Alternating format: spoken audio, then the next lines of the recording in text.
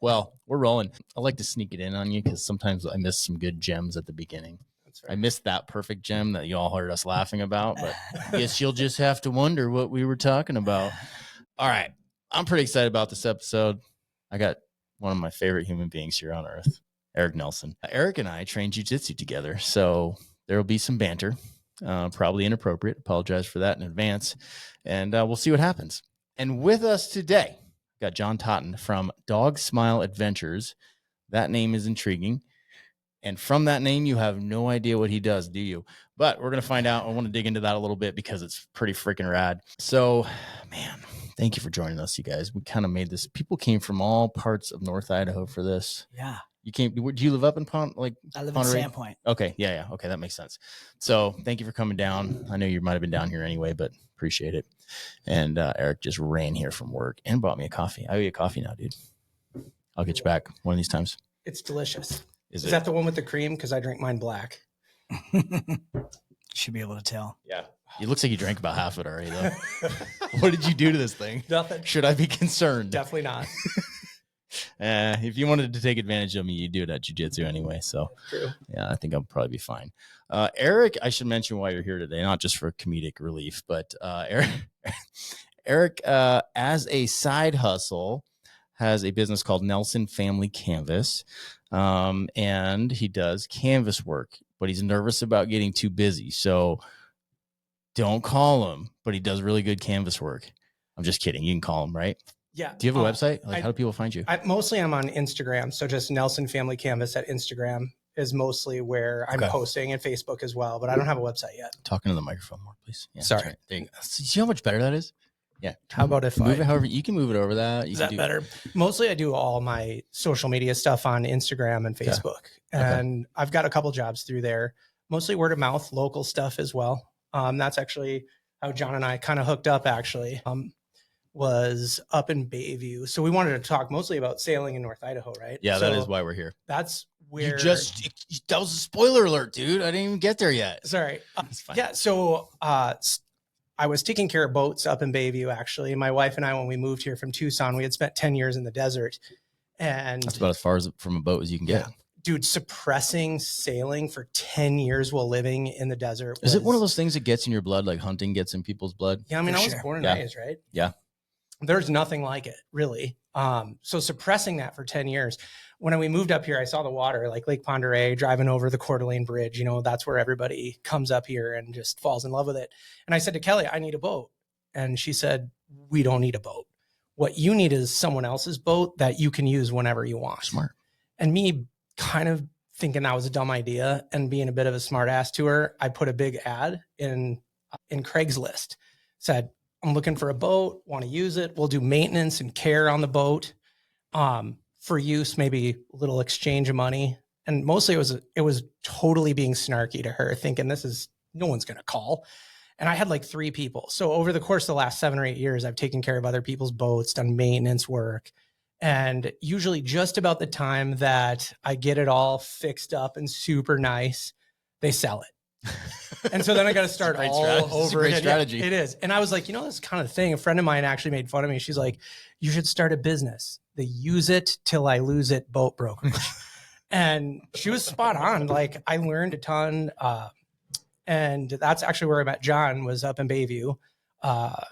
Yeah. And then when the first boat sold, I was sort of so bummed out, and I was like, I just can't do that again. It was such an emotional commitment to that boat that I decided I was going to do canvas work. I've always wanted to do that. So I kind of went crazy, did YouTube videos and bought a sailboat. Oh, you had no experience? No experience. I thought you'd been doing something you've been doing a long time. No, that was about 5 years ago now. Okay. And just started practicing on small jobs in my garage, and have since upgraded my machine and really tried to make it go. You do nice stuff. I've seen, actually, full disclosure, all I've seen are your fanny packs that, do you have one on? I do. It's my work one though. It's a little dirty. Do you want to show it off? Sure. But so Jon actually has one of mine too. He actually got one of the cool Kevlar ones, but yeah. So you get Kevlar? Sail material, not bulletproof material. Oh, okay. All right. Because I need my lower abdomen to be bulletproof, so I need that covered. Totally. So are you still making them? Are you selling those? I'm not really doing these anymore. I'm doing a couple for a couple people here coming up in the custom jobs. Summertime. Once the canvas, I got to slow it down a little. I just bought a boat actually. So I have my own boat now. Does John know that? Yeah, he's seen it. It's a really nice boat. But we're going to try to launch it this Friday. So I'm trying to slow down, but I'm grinding right now, trying to get 3 jobs done probably by the end of the week. It's going to be a lot of hours, but they're turning out really well. Fantastic. So you guys met in Bayview. That's where you keep your boat, or do you have more than one boat? I do. Yep. The flagship, the Dogsmile, is in Bayview. Okay. And then I have 2 more boats up in Sandpoint. So man, that's a lot. So what's the acronym for boat? It's like bring out another 1,000. That's it. Yeah. So when you have 3 boats, is bring out another 3,000. Yeah. Yep. It doesn't even. Yeah. It's a Scratching the field surface, of dreams right? business model. Let's say. How did you? Well, you both have different stories on how you got into sailing. So how'd you get into sailing, John? I got into sailing right here in Coeur d'Alene. Okay. Yeah, I grew up in Wisconsin, moved to Idaho to go to college, and got into the outdoor community, got into guiding and teaching in the outdoors, and was into whitewater and the mountains and so on. And then when I graduated, I got a job at North Idaho College in the outdoor pursuits program. So I moved here and was running the waterfront rental program and so on, and leading trips for the program and going to grad school. And when I got here, I got down to the beach and there were 5 sailboats sitting there, and I'd never been sailing. And this was 2003. And I remember saying, well, okay, I guess I'll learn. And they sent me to a 2-day class in Seattle. And the next week I was teaching collegiate sailing to our students and going for it. Lots of experience. But it gripped me right away. And from this lake, it's taken me all over the world on boats. But yeah, I learned right here on Lake Coeur d'Alene. That's cool. Yeah. You learned on the East Coast? Well, no, I grew up in Wisconsin. My dad had a boat since Everybody's from Wisconsin. I was tiny. And it's funny because my dad always did fixer uppers. Like when you go to a marina, right, there's like all the really expensive boats in the front. There's like the moderate boats in the middle. And then in the way back are the derelicts. And that's where my dad and I shopped. I think it's where I started my rehab career. Is I love like just derelict boats that are so terrible. And I remember sitting with my dad looking in the back going, look how cool that boat would be if we could bring it back. You can see the potential. Yeah. Now I've since learned though, that's thousands and thousands of man hours and time by the rule of 3s. But so I grew up in the Midwest, Lake Winnebago, Wisconsin. We're both Wisconsin people. I'm gonna help you. I'll do that. Check this out. Watch this. I'm moving microphones. Don't be able to look at that. I'm special. I'm now sorry. You can face me and talk into it. Is more pleasurable. Isn't it? Yeah, I know. Looking at your face with your beard is attractive. So Winnebago, the lake of the land of stinky waters, I believe is the actual Indian name of that lake. Yeah, it's terrible. 20 feet deep and it's like 36 miles long. It's a terrible weather lake. But I learned to sail there. And then when I was 17, I graduated high school and I went out to the state of Maine and I got a job working on traditional sailing ships, like gaff rig schooner ships, like cool stuff. So I did that for 3 summers and then moved back to Wisconsin, went to college in Maine, actually. I lived there for 10 years. Beautiful place. And met my wife, Kelly, in Wisconsin. We traveled all around, ended up in Tucson. And then we came here. And now you're just a dad.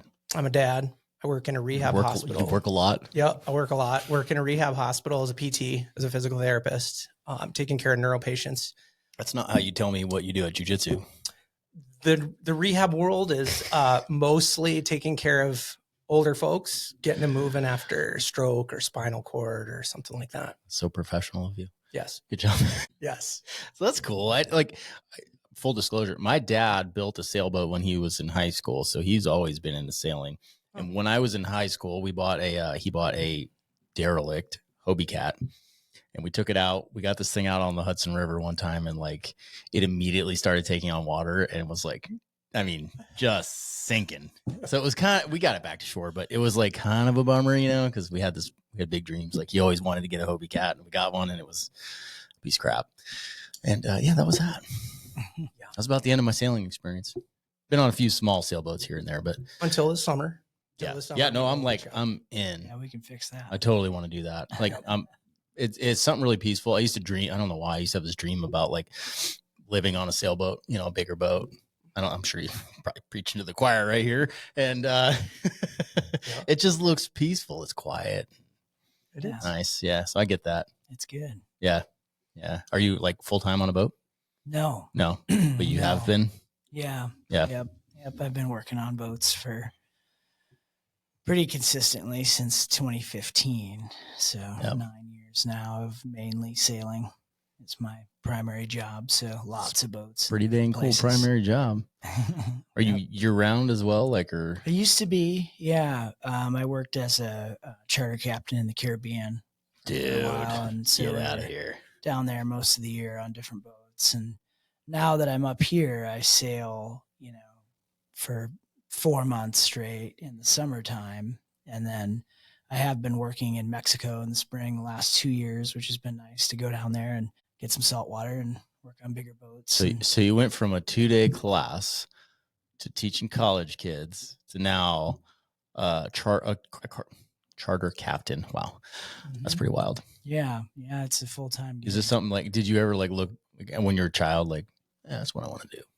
When I was a kid, I wanted to be Marty Stauffer. I wanted to host Wild America. That was I wanted to be him. I remember that for the longest time. And never quite made it to, this is probably as close to showbiz as I'm going to get, but I am outside every day. That's a good living, man. Yep. That's good stuff. So, let's dive into Dogsmile Adventures. Like, where did this come from? One, I love the name, by the way. Everybody loves Dogsmile. Thank you. Yeah. Well, the name Dogsmile came to me when I was a boy. We had a dog on the farm named Pepper, and Pepper would come up and smile and show all her teeth. And I always thought that dog was going to bite me. And I remember vividly Dad going, like, holding me and being like, no, he's just really happy to see you. And ever since then, I started to make the face. So I would go around and show all my teeth. So if you do that, I know that you're just happy to see me. Okay, good to know. Like family pictures, everything. Like Mom wasn't a fan because everyone would be like stoic in the church photo, and I'd be like, wait till the last second and just bust it out. and so like people, it's just been with me my whole life. And when we found the boat, so the Dogsmile, the boat that's in Bayview now, I found that boat in Antigua, abandoned. And in the back of the boatyard. He likes derelicts too. Antigua. It was rotten and forgotten, like black with mold. No one had touched it in years. And it, was just gross, but we got it for a song and the bones were good, and it's just work and money, to make it run again. But it had 3 names at the time. And there's some taboo. There's a lot of taboo in sailing, a lot of superstition, which I think is mostly baloney. But they're renaming boats. There's a ritual and a thing. And this boat had 3 names, 2 different documents, big name on the side. None of them were the same, and so we felt safe to simply rename it Dogsmile at that point. And so that's been with me a long time, and that was way before the charity ever came into existence. So Dogsmile's been with us. Let me back forever. up a little bit. Antigua. Right. That's not in Idaho, right? No. Okay, I didn't think so. So how did you get this derelict boat, and how big is this thing? It's 35 feet. You got a 35-foot boat from Antigua. Well, Antigua. And I mean, it's a J105, so it's a racing boat, right? I mean, really, it's a racer cruiser, but way more racer. So imagine taking that thing, across the Gulf Stream? Well, eventually. I mean, when we found the boat, I was working in Grenada in the Southern Caribbean for a sailing school called LTD Sailing down there, and we wanted. What we realized was that we were teaching people to sail on big live-aboard boats, and they weren't really getting it. They weren't getting the fundamentals of sailing because big, heavy boats don't give you the feedback that smaller boats do. And so it's harder to learn on those big, heavy boats. And so we were like, we want something smaller that's a little more responsive. And we also wanted to compete. We wanted to race in the regattas down there as opposed to crewing with other people. And so we started looking for boats, and that's where we found the J105, which was the ideal boat for what we wanted to do. And J boats are performance boats. And the 105 was one of their better designs. There's a lot of J105s all over the world. And we started looking, and then, that we found this boat listing in Antigua. And so we went up there to look at it. And I'll never forget that day. That boat was just, like I say, black with mold. No one had touched it in 4 years. The only reason it came on the market was because the yard was foreclosing because no one had paid the yard bill. And so there was this whole thing going on. And we opened that boat up, I remember, and it smelled like a dead animal inside. Like it was like a dumpster. It was gross. And we got off, and I was like walking away. I'm like, no way. And my buddy Chris that was with me, he was like, well, let's get the survey, we'll see what happens. And he had optimism, and I didn't in that moment. It was not love at first sight with this boat. and so, the work, we got the boat for less than half what they were asking, and we put a lot of time and money into before moving it. So you did it down there? We did a bunch in Antigua. And then we brought it down to Grenada, and we ran it in the sailing school for a couple of years. I bought that boat in 2016.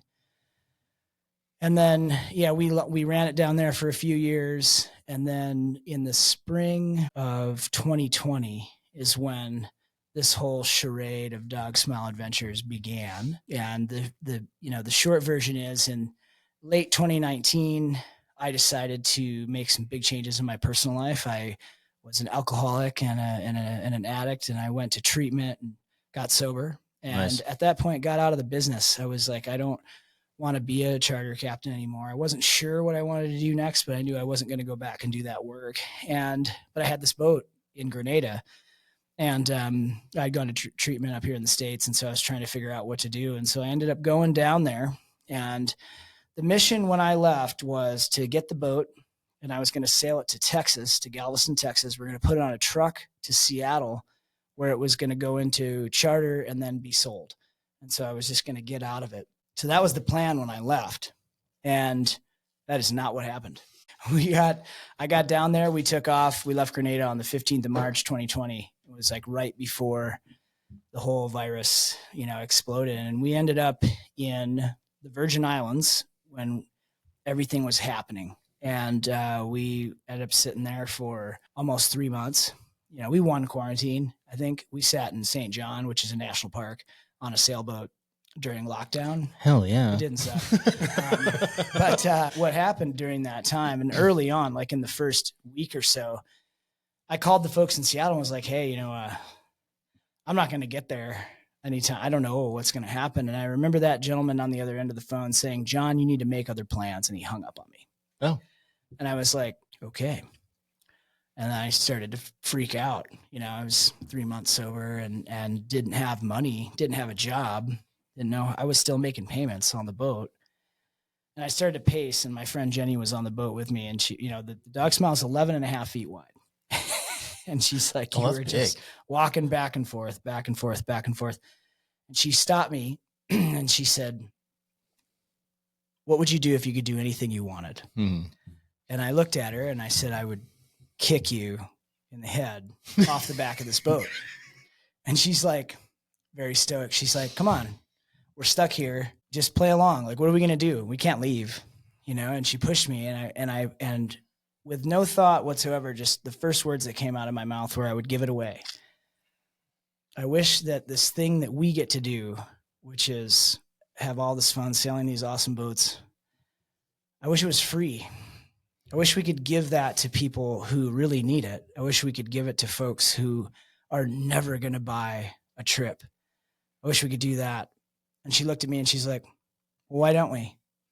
Very matter-of-factly. And she pulled out a yellow pad and we went to work. I mean, from the boat in St. John, we launched the whole program.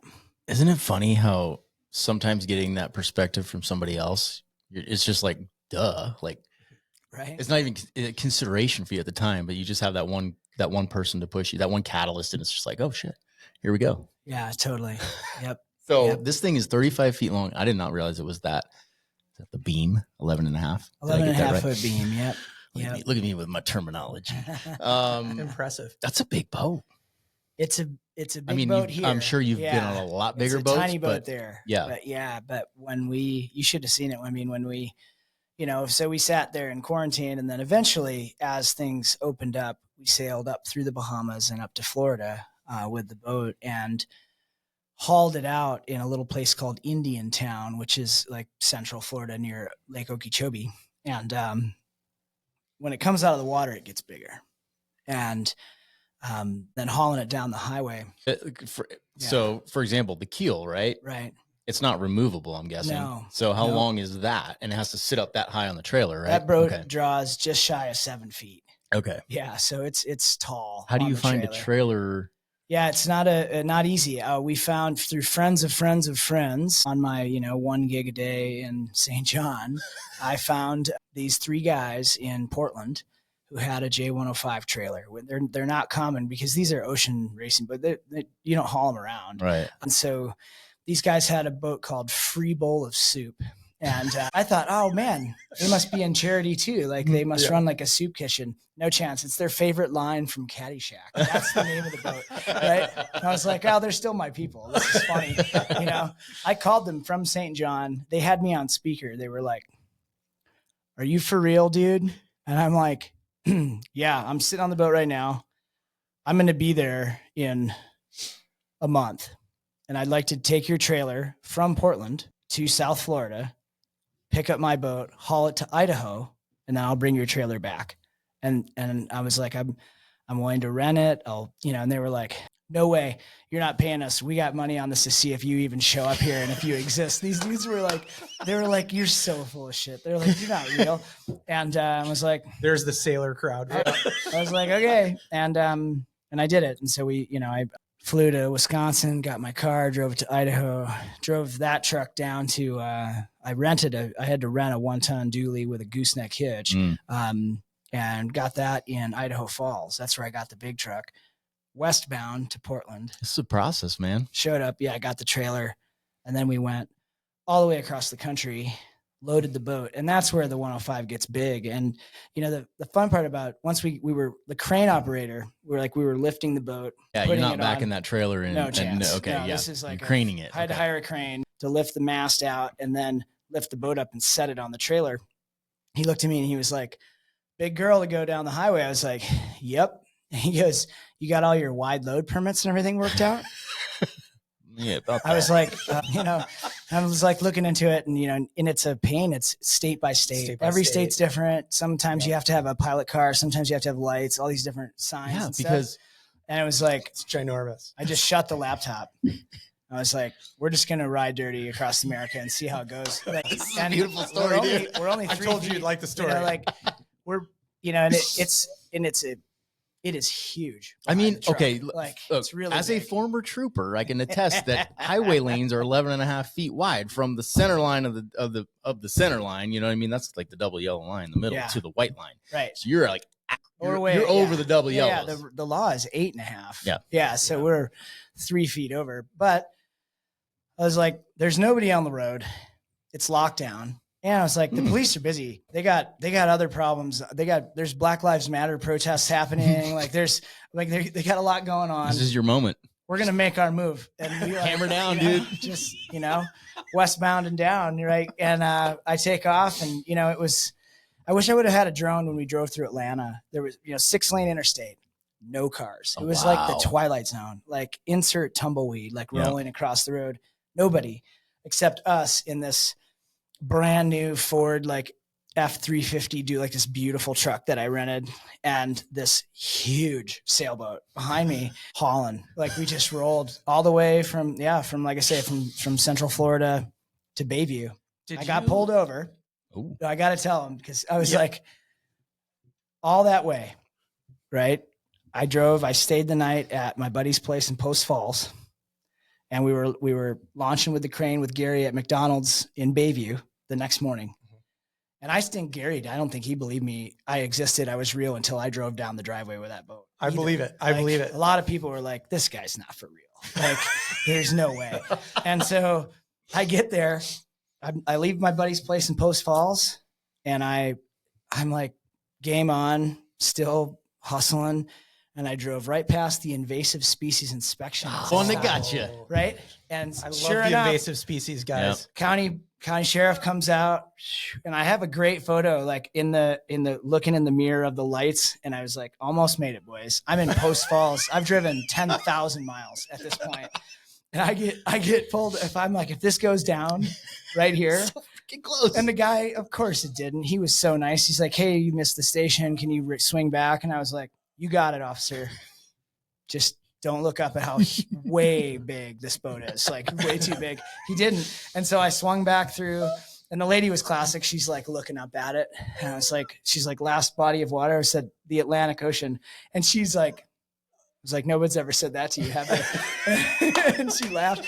And she's like, kind of looked. And I was like, well, I'll tell you, there's no zebra mussels in saltwater. You can take my word for it, or you can climb up there and look, you know. She's like, do you have a ladder? I was like, no. It's like, and it was too tall for her ladder, her little ladder that's used to like looking in kayaks and stuff. And she just signed the thing. She's like, good luck, you know, and off to Bayview I went. I was like, yes. Was there any concern about highway overpasses? Like, were you that tall? It was not the height. No, that thing on the trailer was like 12 feet tall. Okay, so it wasn't that tall. It was the width. Close. It was the width that was the dodgy part. Oh, yeah. And the mast was on the deck? Nope, the mast ran alongside the side of the trailer. Yeah, I can show you a photo of it on the trailer sometime. But can you send me a photo of that? I want to post it. Oh yeah, for sure. Yeah. And we hauled. So yeah, we dropped it in Bayview, and then I drove the trailer back to Portland, and then I took the truck back to Idaho Falls. And dude, I don't even like going to the store at night to get a loaf of freaking bread. And you did all of this. Yeah. During lockdown, I traveled 24,600 miles, I think was the total journey by land, air, and sea, while most of my friends didn't leave their house. That is epic. During epic. Lockdown. All to give away sailing in Idaho. Yeah, for this trip, right. There was no guarantee at the other end of that, right? It was just like, I'm going to get this boat there. That's step one. The money was just going down the whole time. Yeah. Shit, dude. Yeah. Wow. Yeah. That's freaking rad. I can't wait to see this boat, first of all. I'm really excited about this now because now I have like a mental image of it. I'm like, I got to see this. And as a trooper, I'm like, man, if I saw that thing going on around, like, what is going on here? What who are these guys? Did I tell you the story about how the invasive species people saved me on my trip back from Reno with the boat? Oh, yeah. You had this is a great story. Too. So I go down to Reno to pick up my boat from this guy, Randy, who's just the nicest man in the world, right? And I look at the bearings and I take the caps off and it's like, I mean, they look okay, but and he assured me it was fine. But again, I'm just so panicky thinking I'm coming back through the desert. There's no cell coverage. I have nothing. Oh, yeah. Like if this trailer goes, I'm in big trouble. So I'm coming down out of the mountains. And as I'm entering into the state of Idaho, right, I come up and there is the invasive species people on the side of the road. And I thought, this thing's been in the desert for 3 years. Like, I just want to get home. I've been on the road all day. I'm like so stressed. My butthole pucker was just like the whole time freaking out. And so I'm like, I got to pull in because they're going to light me up if I just drive past with this boat. So I pull into the driveway, right? And these two nice guys come out. I get out and walk around. And one of the bearing buddies from the trailer that I had put on the day before and pumped full of grease had come off coming down the mountains. So I walk around, the bearing buddy's gone. All the grease is like sprayed just everywhere over the side of the trailer. And I thought, if I hadn't have stopped for those people, I would have been in the middle of nowhere and that trailer would have come apart. Yeah. And so I'm looking at these guys going, thanks so much for having me stop. And I'm like, what am I going to do? Like, I don't have a jack. I don't have grease. I don't have anything. And I pull out my phone and there was cell coverage right there at the station. And there was a Napa like 2 miles away. And so I like drove into the Napa, bought new bearing buddies, bought a whole new grease gun and the whole thing. And I thought, those guys saved my butt making me stop. I'll never complain about about those guys again. This is a world I didn't even know. Oh yeah. I didn't even know. I've towed a few trailers in my time. I've never even considered that. The truth is that the trailer had it great the whole way home. But still, like the stress of having something that heavy behind you, you know, like sailboats are not meant, especially a J105 is not meant to travel. Yeah. It's an unnatural state for them to be in. Were you like, noises, I mean, were you puckered up the whole way back or were you just like, you're just chilling? Yeah, you're pretty chill. You're a pretty even keeled dude. Right? No, dual. Oh, that's wow. Okay. But I grew up on a farm, operating large equipment way before I had a driver's license. And so I have a pretty high tolerance for large things and towing down the road. And so I wasn't really that worried about it. And we had like, you know, this Excalibur truck that we were driving. That makes a which difference, right? Really helped. And the boat it's big, but it's not heavy. Yeah. Not for, 1 ton pickup. Like it was never stressed the rig at all. And again, there's no traffic. I mean, none. It must have been eerie almost. It was weird at times. Like they're like literally no, the big rigs are out there, but other than that, like that's it. Like, there wasn't much traffic. And so it wasn't that big a deal. It was just like, I had 2 good friends. My buddy Brian Shirley went down with me. Yeah. And then my buddy Brian Frotwell came back with me. And so I had a wingman, that helps too, having a buddy. But like, I remember like we were, still working on launching the nonprofit, like getting the GoFundMe ready. We were working on branding with my friend Katie Linder here in town, here in Coeur d'Alene, was working on this like at the time. And we were doing that while I was hauling the boat to get here in time to try to, start a charity. Yeah. What a wild dream, dude. Did you back the trailer down to Gary's? No, I pulled in because the trailer was on the, what I guess would be the east side marina. There, the crane was on that side. So it was easy. I pulled down and just backed straight to him. Nice. Yeah, it was no big deal. And that thing, like I say, with the gooseneck snot, It was cake. it's easy to back up. It's just, it's hard to see because where it's 11 feet wide is also 10 feet in the air. That's the wide part. Yep. The wheelbase isn't like it's the big part is way above your head. And so it's, we had the mirrors all tweaked so we could see it, and make sure we weren't scuffing the sides. Well, and the funny part too is like if you know anything about up in Bayview in North Idaho in general, right? So on Lake Coeur d'Alene, there's Hagedon, up in Bayview, there's Hope, I think, and then there's Gary's place. So at McDonald's Marina, there's very limited access to put boats that big in the water, right? So I think Gary's limited in tonnage of his crane. So you almost did you have to hire a crane to come or he used his crane? Yep. He picked me up and dropped me in. Our biggest issue is depth. Like he just has to swing me out far enough that we didn't hit the bottom. Just like strap around the whole boat because there's no lift points, I'm guessing. On there. Yeah. Yep. Big straps and just lift it up. And I imagine that was a pretty good feeling seeing it in the water there and being like, all right. Yeah, I remember like the first day I went sailing and, by the time we got the rig on and everything going, the first time we put it together and sailed it on Lake Ponderay, I was like, I can't believe this. We actually pulled it off. It was the wildest adventure of my life by a long way. Yeah. And long too. And it was just like, and right from the beginning, and you'll hear this theme from me. It's like, the universe wants this to happen. I tell this to people all the time. I'm like, this doesn't make sense. When I tell you, people look at me like, why? Like what? They're just like in total disbelief when I share what happened and then how it's continued, and I'm like, no, there's a power bigger than me that is behind this, or there's just no way that one could execute such a ridiculous mission. Like, Right. I mean, it makes no sense. You clearly had a strong conviction in what you're doing. Otherwise, you wouldn't have completed that, right? Like I did. Yeah. But I think it's the miracles, right, that have accomplished such a feat. Like, could you have done that if it wasn't a There's lockdown? clearly not human power. Could you have done it if all of these little factors had to fall into place at the exact right moment? Yeah, the variables that have lined up are beyond planning. Yeah. Like you could never pick a time. Like, I'm just going to dial up a pandemic. Right. And then all these other things, right? It's just, no. That is an epic journey, dude. Yeah, it was. It was That's pretty rad. Yeah. Okay, so you get this boat on the lake. Now what? How did you get this going? What, like, all of it? What's the goal? So the mission is therapeutic sailing. That's the words that kept coming in. Like, that's what this is. And, and it's that simple. So I want to take people sailing. If something's therapeutic, it makes you feel better. Right. And so I said, I want to take people sailing with a therapeutic intention. All the folks that I've taken, anywhere in the great outdoors, whether I'm working in the mountains or rivers or on sailboats, it's always been either with a vacation intention, like a escape, or an educational, like a training intention. And yet, again and again, healing would happen. But healing was always a byproduct. It was always icing when it happened. And I was like, well, what if we went out there and healing was the point? because I believe there's a lot of power in intention. And so that's the root of it. I said, we're going to take people sailing with a healing intention.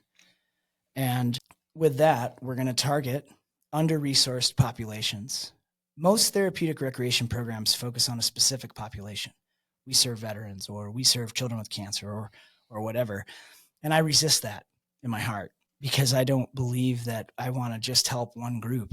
I think that almost anyone, unless they're deathly afraid of the water, is going to feel better after we take them sailing. And so why limit ourselves to one population? Let's just take anyone. But what we did specialize in, we're just going to do sailing. So we don't do any other activities. We just do sailing, but we'll do it with anybody that thinks it'll help them feel better. And so that's the root of it. So that's the mission, is to do sailing with a healing intention. And then, logistically, it was another thing that was brought on by circumstance. So during COVID, there was the COVID relief fund from the government, which allowed me to liquidate all my funds. So I had a retirement plan from my years working at North Idaho College.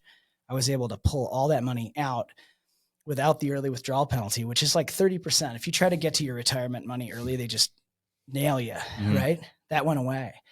So I grabbed, it wasn't very much, but it was all my money that I had, every dime I had, to pull this off. So that's how I paid for the whole excursion across the country, got all that done using that money that I withdrew.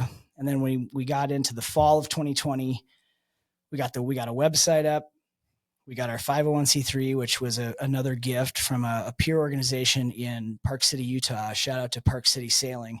They emailed me their 501c3 application, and 501c3 is the designation from the IRS that allows you to be a charitable organization and therefore not have to pay income tax, and also allow you to give a tax write-off to anyone who donates to you. So the 501c3 designation is the key to the castle for a nonprofit. Like, you have to have it. But the application is quite extensive and intimidating. The folks at Park City were like, here, take ours. They paid a lawyer $5,700 to do that. I changed the name and the address, and I mailed it to the IRS myself. And I got it. I got it approved because it was kick-ass. It was written well. And I was like, I'm just doing what they're doing in a different place. Why would I rewrite this? And so it's been little things like that along the way that, again, just they help me believe when things aren't so easy. It's like, look at all these things that have come my way, seemingly by luck, right? So we got that in, and then we did a GoFundMe to get it off the ground. So we did a GoFundMe fundraiser in the fall of 2020 and made $33,000, I think, and which was amazing, mostly through my friends and family. And that following spring, we took our first people out sailing for free, and I'll never forget it. And no matter how long this lasts, however many people we get to take out, which is now, we've done almost 2,000 experiences now. Wow. Almost 8,000 hours of therapeutic sailing in 3 seasons. But that first one, I was like, we did it. We gave it away. It was a family from here in Coeur d'Alene, 3 daughters on the autism spectrum, never been on a sailboat. And they came out and they went sailing for free, and they all felt a little better.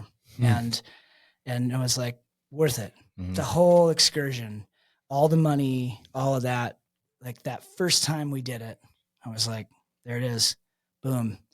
And every time since has just been a bonus.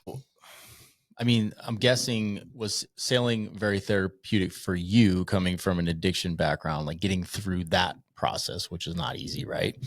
Yeah. I mean, the reality is that, still the vast majority of my sailing was done like in the throes of addiction. But what I can say is that the thing that I needed, and one of my many advantages in sobriety, is purpose.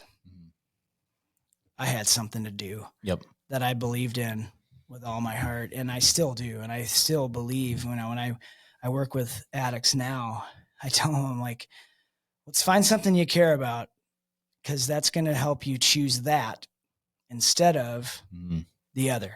Yeah. It's really important. For some people, it's families. For others, it's, it can depend, but it's purpose that held me through the, all the challenges with sobriety, that's my rock, is that if I relapse, if I go back to the life that I was living, this beautiful thing that I've created out of nothing will end. Mm. And the thought of that family and those girls not getting to go sailing for free this summer because I chose to go to the bar, no way. I can't even, it makes me sick to like, I'm like gagging right now. Like not an option. And so I don't. That's freaking beautiful, dude. So, how do people find you, or how do you find people to take out? Yeah. So we're online, dogsmileadventures.org. The website's there. It explains kind of how everything works. We're also on social media at Dogsmile Adventures. You can tune into the stories and get in touch. And I tell people there's really two sides to the house with the business. There's our community partnerships, community programs, and then we do day sailing. And so with the day sailing, you can buy a trip. So you, for example, could purchase a sailing lesson, or you can purchase a day sail, a sunset sail, a half day trip out on the lake for you and your friends or family. And I tell people, when you buy a trip from us, you're buying two, one for you and one for me to give away. And so that's the commercial side of the business. It gives us a revenue stream to help us pay, because the community programs that I run are almost all free to the participants. So, and with that, what I do is I partner with community organizations who serve certain populations. So for example, one of my flagship collaboration is with Specialized Needs Recreation here in Coeur d'Alene. So their mission is to provide recreational opportunities to families in our area with members who have special needs. I reached out to them and said, hey, would you want to add sailing to all this other stuff that you do for these people? And they were like, yeah. Lindsay, the executive director, is a rock star. She's like, how do we do this? And so we started, first the staff came up and we scout the scene, make sure it's safe, make sure it's going to work. And then we started bringing people up and that's the model. And that's the model that I was given from Park City Sailing. They said, it's going to be hard for you to organize individuals. The way to do this is to partner with organizations who serve these people. So partner with a veteran organization, partner with the special needs organizations, partner with schools, partner with addiction recovery, domestic refuge, foster homes, women's shelters, all these places that serve these people who could use a little bit of sailing in their life. So that's what I do. So I partner with these different groups and then we make it happen for their folks. Do you have a veteran organization that you partner up with here right now? I do. Yeah. I have a great relationship with the Spokane Veterans Forum. And so if a veteran is convicted of a nonviolent crime in Spokane County, they have an opportunity to go through a year-long program. And if they complete that program, their record is cleared, which is super progressive and awesome. Cool. Yep. As a lot of us know, like a $500 fine and a night in jail can change your life.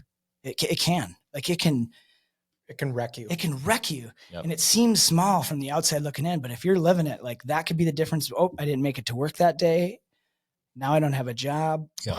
Down off the cliff you go. And so I got involved with that program through a Marine Corps friend of mine who was like, hey, come and teach. They were looking for someone to come in and share a sobriety story. When I got there, I was like, so I'll tell you all about that. Also, you guys want to go sailing? Hell yeah.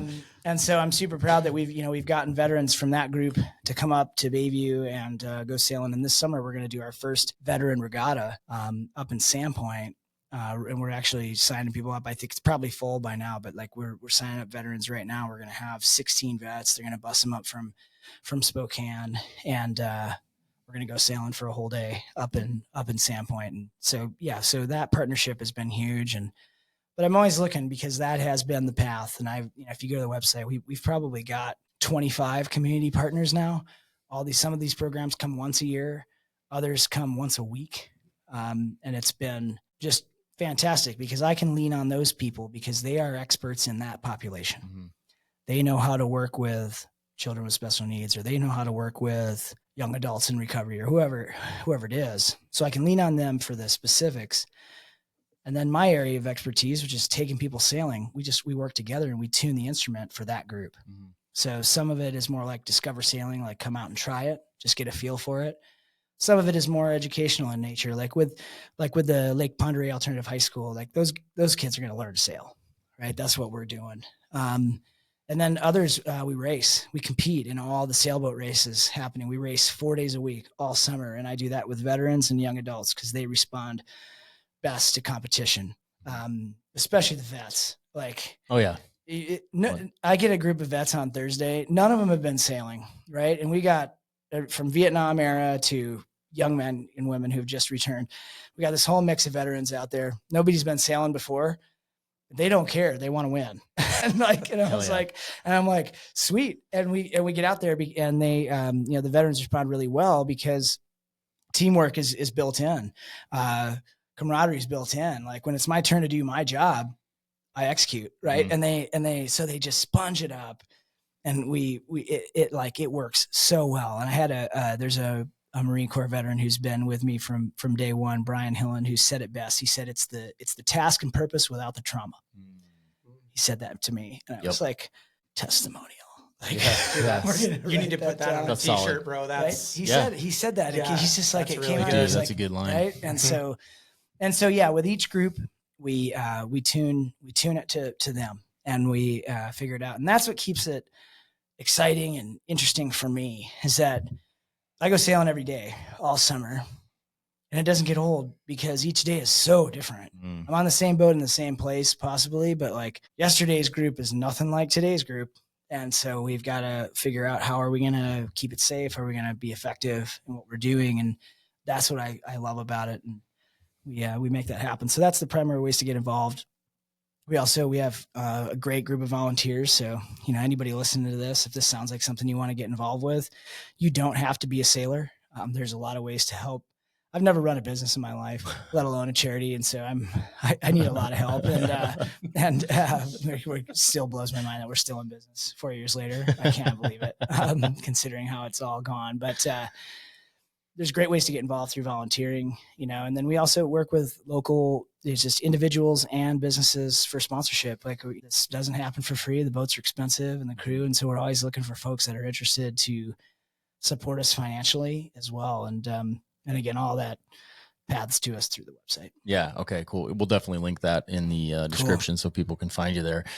This is so fascinating to me. And I love hearing stories about this where people are selflessly helping, these underserved groups. It's super important to me, coming from a law enforcement background and some of my partners are veterans and, a lot of our clients are veterans and first responders and like, there's always trauma, right? Anybody that comes out of those fields, there's trauma and there's a lot of PTSD. And I think that is a good way to deal with it, right? A lot of people cope, drugs, alcohol, all of that stuff, but that's not really, you're not healing, right? You're just masking.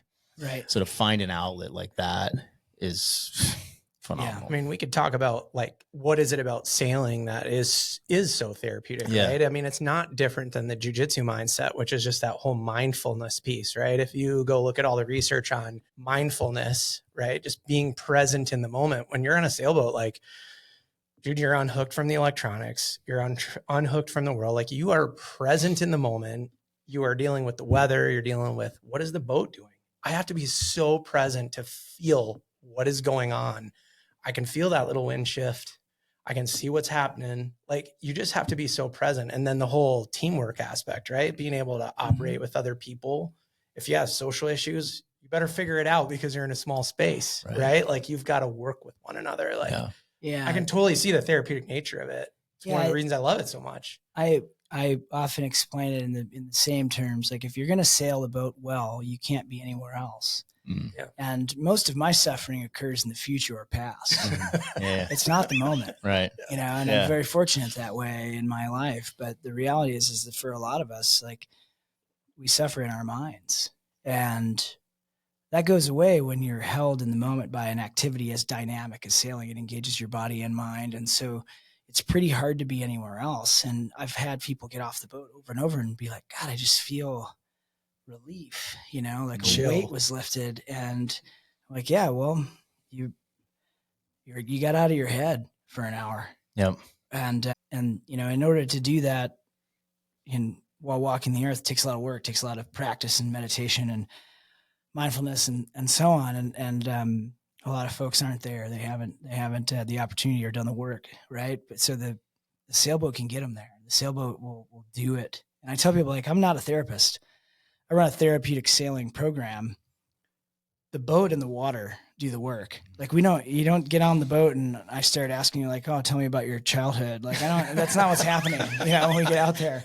Most are probably relieved by that, right? Like, let's not hash that out again. And there's a lot of these populations, veterans specifically, who don't necessarily respond great to traditional modes of therapy. Like, there's a lot of stigma. There's a lot of things that can be barriers to them engaging with that. And I said, well, let's try this. I'm not going to ask you any questions all day that don't pertain directly to the sailing of the boat. And you wait and you see what happens out there over and over again. It breaks people open.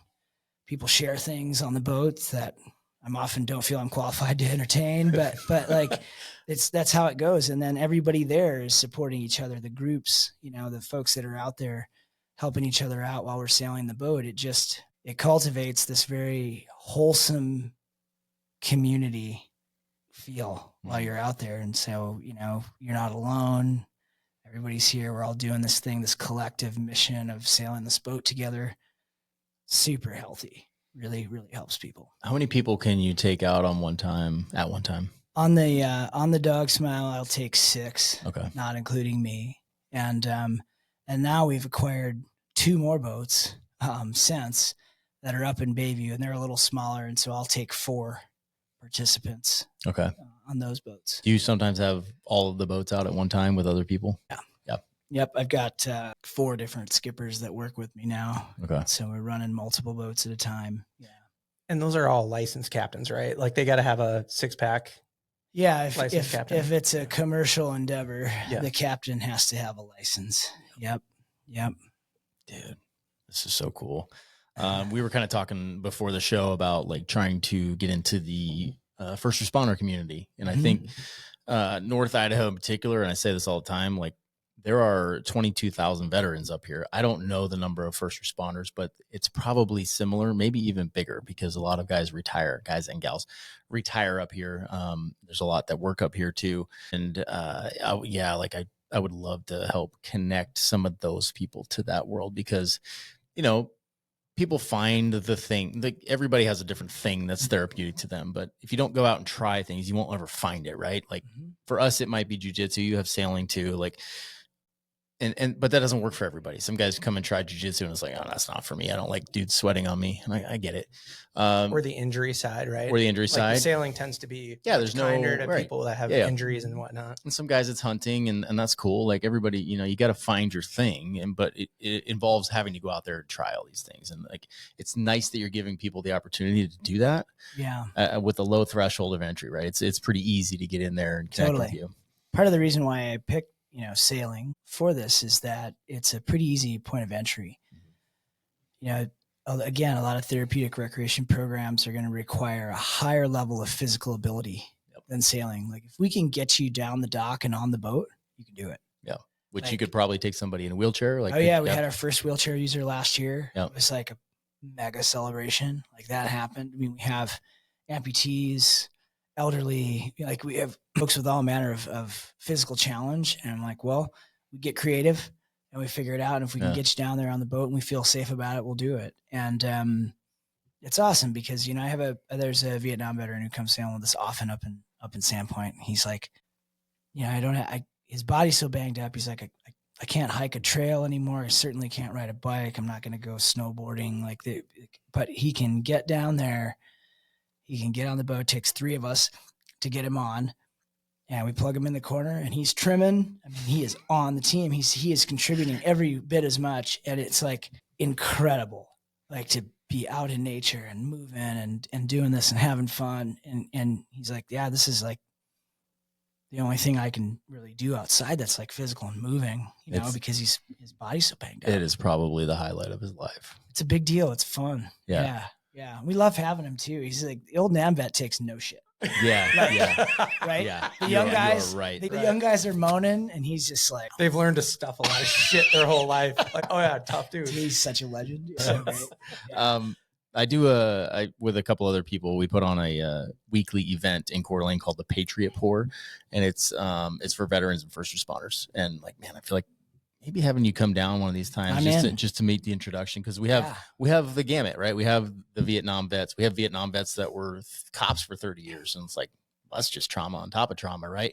Those dudes are beat up physically. Yeah. So, and then we have younger vets, and then we have cops, like some working, some retired, and just like having that as an option and making that introduction, I think would be huge for them. Yeah. Okay. Yeah. I'll keep you posted on that. We'll get you down there just to say hi, make the introduction, and maybe, get a few of those guys out there, because that could be the thing they need. It's so important. I get guys that are like retired cops. They've been their cops 30 years. They want to move here. They call them, and we talk to them, and they're like, I want 5 acres in the middle of nowhere. I don't ever want to talk to a human being again in my life. I'm like, it feels like that now, but you really need that community. Like, that's how you can go hide in the woods for the rest of your life, but you're not going to feel whole. You're going to be feeling like shit in a dark place. Well, and the other part too, for those folks too, is I take care of them later on when their health starts failing and they don't have anyone. They're like alone. And so that idea of like connecting with people is really, really important, especially when they're still mobile. Right? Like you can really take care of those folks. That's like the biggest draw to North Idaho for me. And I've lived in 8 states, and like, I've never experienced that anywhere else, where like there are so many communities here, and not everybody's the same, right? There's lots of little communities. Whatever you're into, you can find it and just connect with people in that world. And it's so freaking good for your soul. Yeah. So good. And the sailing crowd's pretty great. Like, sailing's a fringe activity here. It's not mainstream. It's a small group, but it's like the island of misfit toys. What a bunch of wingnuts. It's fantastic. I love how, right? Everybody's different, but we have this common thread, which is trying to make a boat move with the wind, and I found like these folks that are, if they're like struggling to find community, and loneliness is the precursor to a whole bunch of problems. Right. And you come down here, and I'm saying, well, yeah, maybe you'll become a sailor. Maybe you'll take this further. That's great. But what I can guarantee is you're going to make some friends. You're going to have a group of people where you feel like you belong to that group. And that right there is one of the greatest things you can do for your mental and physical health, period, is having people. You're a part of something. And we get that with this sailing community here in North Idaho. And it's awesome. Yeah. It's so fun. Yeah. I mean, suicide is so prevalent in those groups. And I think it's because of that. Well, you come up here too. Yeah. Right. Because, they don't have purpose. They don't have that community that can support them. So to find that and tap into it, man, that's like literally saving lives. 100%. And that's huge. Dude, what's next? Have you thought that far ahead, or are you just still living in the moment and carrying on? What's next? I would say, there's been a big transition in my heart in the last, I would say, 3 to 4 months, in that, most nonprofits fail between years 3 and 5. We're in season 4. And I get it. And the startup energy is over. That's gone. Mm-hmm. Now it's like, are you going to make it or not? And we're not established enough staff isn't big enough to bring in more money to become more stable. And so we're in this like kind of grindy phase. But this spring, there's been a change. We're more financially solvent than we've ever been. We're learning how to fundraise. We're learning how to write grants. We're learning how to run a business. But I launched the boat. I didn't launch the boat. We rigged the Dogsmile like 2-3 weeks ago. And I took the boat out by myself. And I sat in Bayview just looking at Lake Ponderay. And I had this overwhelming feeling of arrival. And it took me a while to kind of like, I feel like I got here in a place I have sailed more than anyone I know. Like I'm in that bay every day. But then it felt different. And so there's a momentum shift. There's a mindset shift that's happening right now. Programs are now calling me instead of me soliciting them. We're adding at capacity. Like we'll sail 150 days this summer. And unfortunately we'll have to say no to folks. Like we're going to be full. And, compared to 3 years ago when I'm just like trying to find somebody who would let me try this out on, because I really Did think you this is cry gonna when the work, phone you know, rang? and, right, a lot of tears, still are. But and so what that feeling allowed me to do is like for the first time in a while is kind of look further, and I would say that the next thing on my list is I would love to take our young adults and veterans to the coast. I'd love to start coastal sailing. That's a big part of it for me. So I'd love to take groups here, and have it be merit based, like earn your way in, do some volunteer work, you'll serve the organization, and I will reward you with a trip to the next level. And from there, we can cross oceans. Like there's the fundamental of what we're doing doesn't change, but we're rooted here on Lake Ponderay, and then we'll go as far as we want. And I really believe that's possible now. And a year ago, I don't think I would have said that. The other thing is, what's next, I think, and that's a question that's always plagued me in my career is I take people outside and do things, they do it once and they're like, well, what do I do next? I don't often have an answer. And the beautiful thing with sailing here is that if we introduce you to it, at some point, if you really take to it, you can join one of our sailing clubs here and go do this on your own. So you don't need me. Like we'll get you going, but the Lake Ponderay Yacht Club in Bayview and the Sandpoint Sailing Association are there, and they're just like ready and waiting.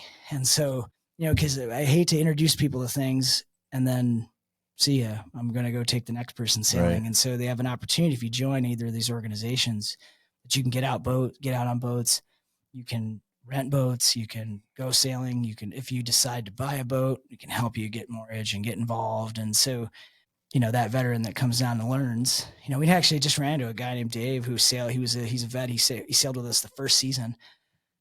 He's bought a boat. He and his wife bought a boat. It's in Hope, they're doing it. And it's like, it's awesome. We were part of that. Yeah. And so now that he's found this thing that helps him, that he loves, and he can keep doing it without us.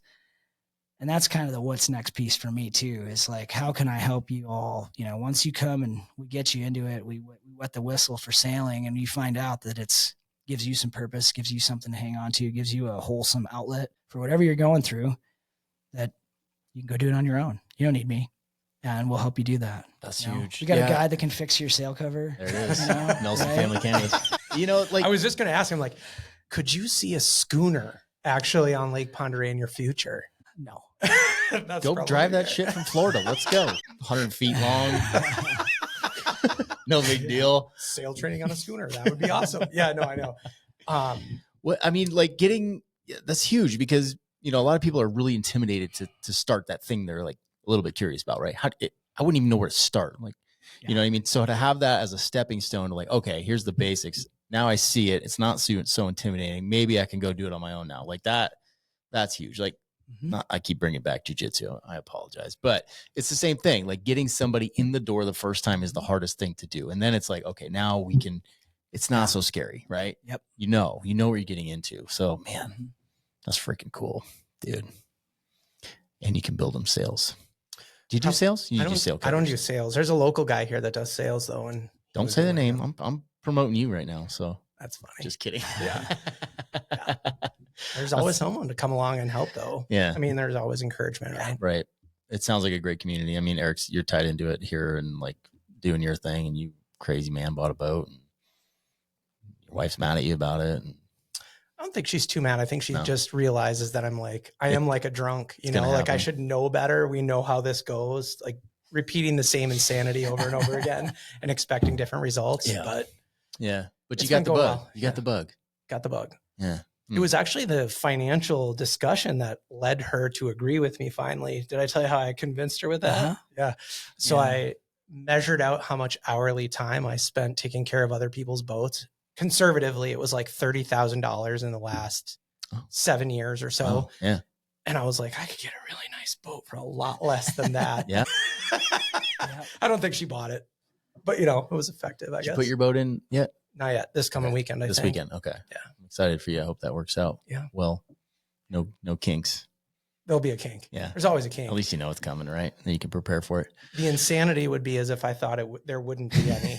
That would be the insanity. I think that's been my problem a lot in life, is that I expect things to go perfectly, and then I get like I get frustrated when they don't, right? Yeah. I need to just embrace the fact that everything is chaos, and that's just what it is. That's the beauty of boats, though, especially sailboats. Is the old adage is that the powerboat captain will tell you about all the places that he's been on his boat, and the sailboat captain will tell you about all the things that happened to him in between the places he's been on his boat. And it's the truth. It's you can't just point at it and go there. And any boat, and no disrespect to the motorboat. I motorboat a lot, but the sailboat is just different, and it's so engaging, and you're trying to figure out and work with the weather, and it's not if something breaks, it's when, and then that's where the trip starts, though. That's where it's like, all right, remember that. We don't sit down and be like, remember that trip where like everything went well? Everything went well? And the answer is no, I don't remember it. Yes. It's not that there aren't trips where everything goes well, but the one we'll remember is like, man, dude, you remember that? and that's the, a wise man once said that the definition of adventure is an uncertain outcome, right? It's not a real adventure until you're not sure. And that comes on sailboats frequently. This is a good lesson for me because I'm often like, I'm destination driven, right? It's like, I got to get there. Like that's the goal, but you miss all the good shit in the middle, right? Or not good shit. Well, the sailboat goes so slow that you've got to embrace the in between because it's going to be most of the day to get there. So you just like, this is what we're doing. Yep. Yeah. Dude, that's so cool. And it's always good to be able to sit out in the weather all the time too. Like there's no huddling down inside and chilling out. Like you're in it, embracing the weather. Yeah. Do you have a cabin on that thing? Yeah. The 105 cabin is minimal. Like you can't stand up in it. Yeah. And so I remember we had a pad, we had Neil at the stove and sink, and there's a little head, but no door on it. And so it's, it's pretty intimate conditions down there.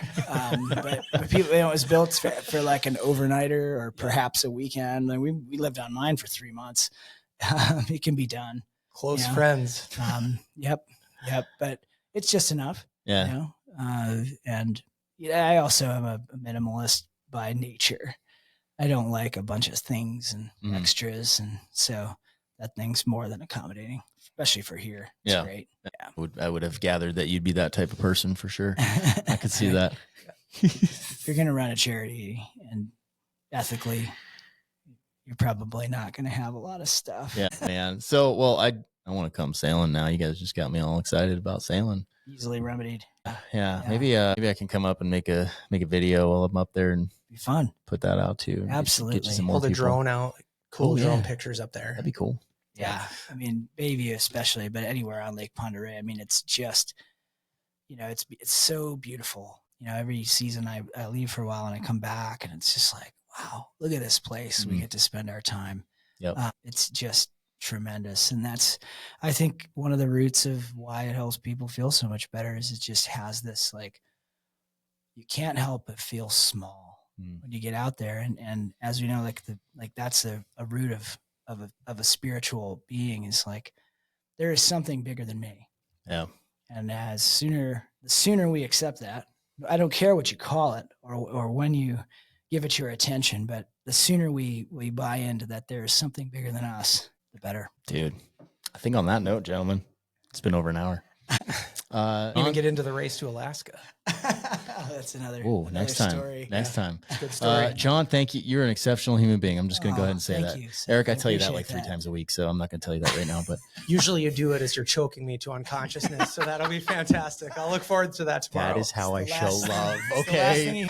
We actually cuddle, and at the 6 a.m. class, often between Seth and Matt Passo, like I'll often hear, just as I'm about ready to pass out and go to sleep, I'll hear them whisper in my ear, "I love you." It's a little creepy. A little bit. Little beard whiskers tickling your ear.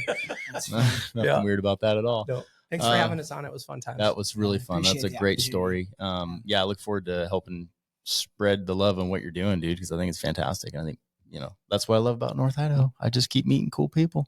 There's so many here. There's so many. There's a lot of really cool people here. It's so freaking cool. Yep. Yeah. Well, thank you again, brother. Thank you, Eric. Cool. Nice to meet you. Eric, always a pleasure. I'll see you on tomorrow. Monday. Wait, what day is it? Oh, yeah. Wednesday. Wow. Tomorrow. Yeah. Let's go. All right. Catch you next time.